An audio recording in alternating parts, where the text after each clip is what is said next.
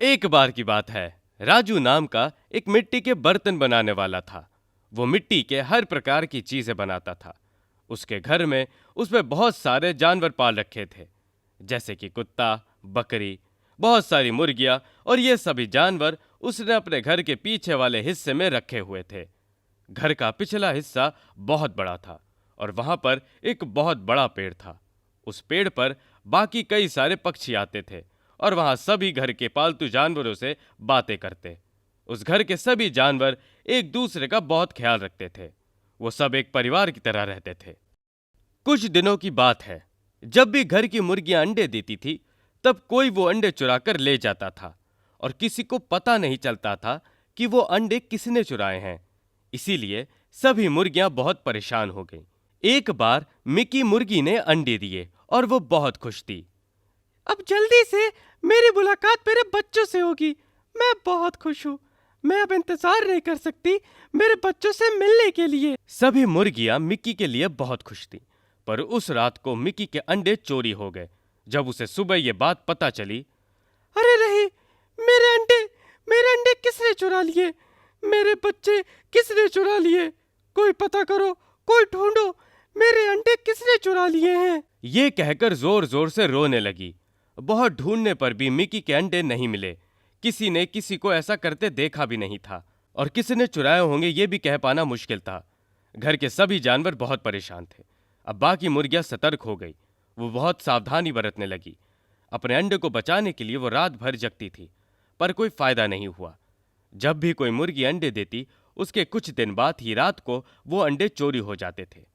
इसी बीच सोनू मुर्गी जल्दी ही अंडे देने वाली थी।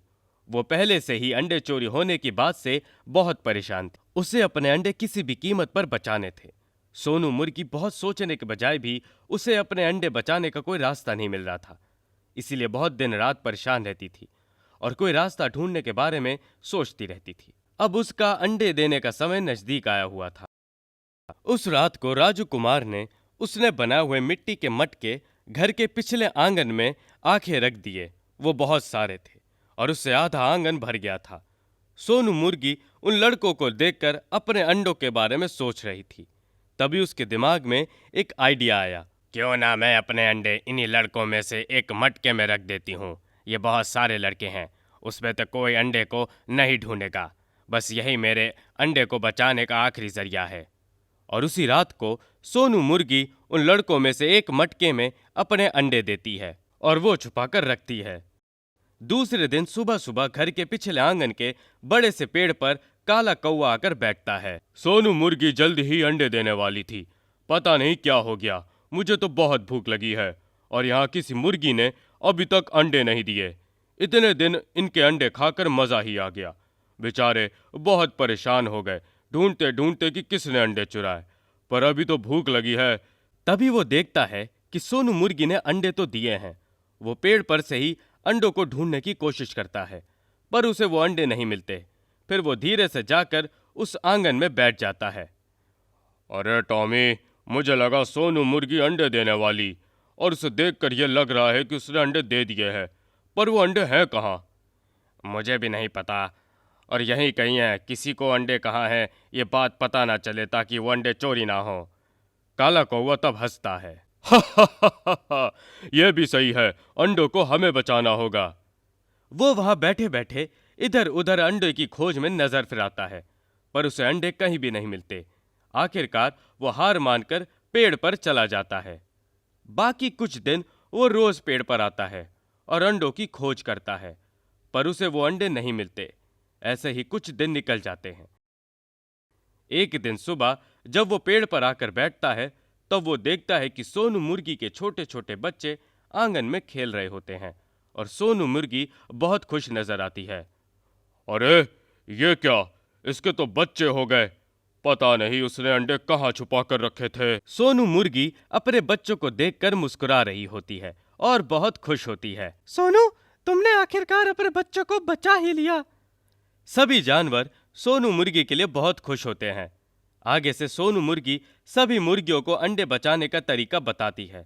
तब से काले कौवे को मुर्गियों के अंडे खाने नहीं मिलते और सभी मुर्गियां अपने अपने अंडे बचा लेती है। इससे हमें ये सीख मिलती है कि किसी भी मुश्किल को हम दिमाग से काम लेकर पार कर सकते हैं।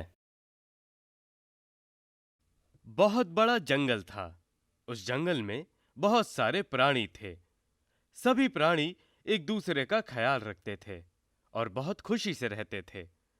उस जंगल में एक जादुई मछली रहती थी जो उड़ सकती थी। उस मछली को सब मछली परी कहते थे, पर किसी ने भी उसको कभी उड़ते हुए नहीं देखा था। मछली परी को जंगल के जानवर बहुत मानते थे। जंगल के सभी प्राणी उनकी परेशानी लेकर उस मछली के पास जाते थे और मछली को अपनी परेशानी कह के उसमें से रास्ता निकालने को कहते। मछली हमेशा अपनी पावर से जंगल के जानवर की सहायता करती थी, इसीलिए सभी जानवर मछली के पास जाते थे। एक बार एक मोटा हाथी मछली के पास गया। उसके पैर पर बहुत बड़ी चोट लगी थी। मछली परी, मेरी सहायता करो। क्या हुआ, बताओ। मछली परी, मेरे पैर में बहुत बड़ी चोट आई है। उस वजह से मैं चल भी नहीं पा रहा और मेरा पैर बहुत दर्द कर रहा है। मेरी सहायता करो और ये चोट ठीक कर दो। मछली परी ये बात सुनकर कहती है, क्यों नहीं। ये कहते ही मछली परी अपनी आंखें बंद करती है। तभी तालाब का पानी हिलने लगता है, मानो तूफान आया हो। तब तालाब का थोड़ा पानी हाथी के पैर से गोल गोल घूमता है। मछली परी अपनी आंखें खोलती है और सब शांत हो जाता है। हाथी अपने पैर की तरफ देखता है तो उसकी चोट ठीक हुई उसे नजर आती है।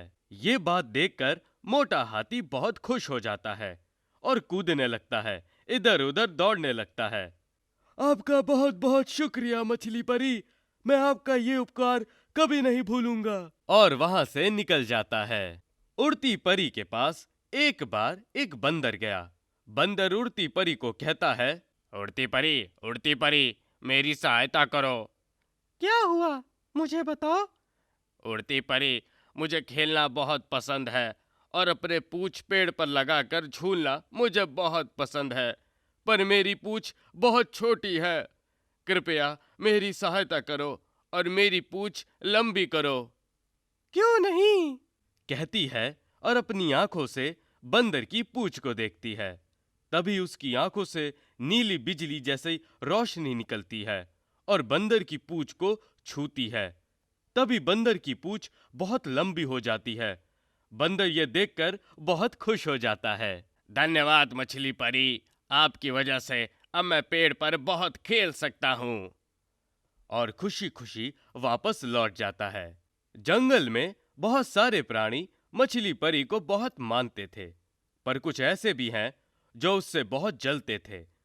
उसमें थी धूर्त लोमड़ी और भूरा भालू। उन दोनों को मछली परी बिल्कुल पसंद नहीं थी। उससे बहुत जलते थे क्योंकि जंगल के सभी प्राणी उसके पास मदद मांगने जाते थे। उनको लगता था मछली परी को किसी ने कभी उड़ते हुए तो नहीं देखा, तो इसको सब इतना क्यों मानते हैं।